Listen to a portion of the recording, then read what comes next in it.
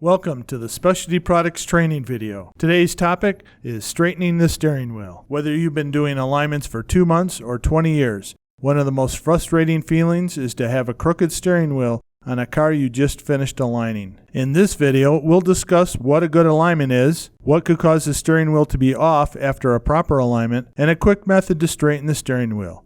So let's get started with straightening the steering wheel. Over the years, alignment technology has had some amazing and innovative advancements. From strings and bubbles to lasers to optical camera systems, alignments have become easier and faster to perform.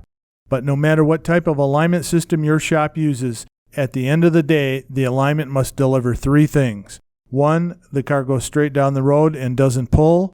2, the steering wheel is straight. And 3, the tires don't wear prematurely. Before talking about adjustments, you will want to understand why the steering wheel can be crooked after an alignment.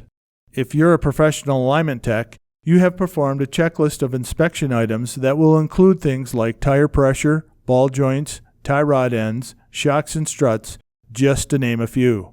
All of these things are generally tested on the alignment rack statically, and hopefully you have found and replaced any problem items that might exist. The first dynamic test is during the test drive, after new parts are installed and the alignment is finished.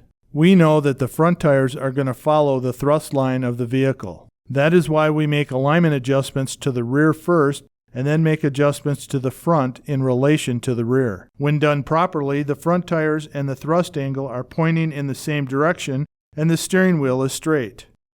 If not, the steering wheel will be off. When the steering wheel is off, it begs to ask the question, what else is wrong? What can affect the thrust angle of the car dynamically that doesn't show up on a static inspection? The first thing is to re-inspect suspension parts that can change while driving, like rear control arm bushings or spring shackles. The method. The first part of the method is accomplished during the alignment. Before setting the toe, simply roll each tie rod end adjuster forward. As you roll each tie rod end forward, watch the monitor and note the direction the toe moves.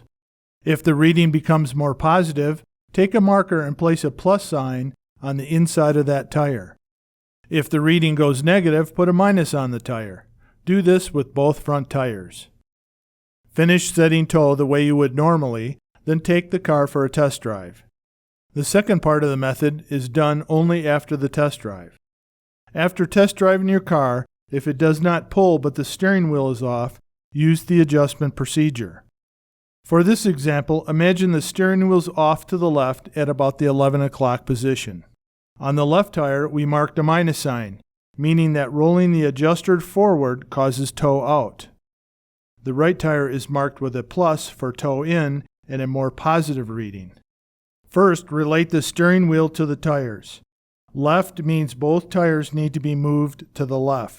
Second, mark a line through the tie rod and its adjuster on each side to serve as a reference point so you know with accuracy how much you've turned each adjuster. This will help you move both tires in the same direction without changing the total toe, but will correct the steering wheel position. Third, determine which way to turn the tie rod ends. In our example, both tires must move to the left. The left tire is marked with a minus, so it will move left when the tie rod is rolled forward. And likewise, the right tire will move left when rolled forward because it was marked with a plus. Fourth, rotate the tie rod adjusters. A good rule is about 90 to 100 degrees for each clock hour the steering wheel is off. In this example, roll both adjusters forward so the adjuster mark is 90 degrees forward of the mark on the tie rod end. Making sure the adjusters are turned exactly the same amount will assure you have not changed total toe. Finally, tighten the jam nuts or pinch bolts and take it for another test drive to confirm your steering wheel is now straight, with little risk that the total toe has changed.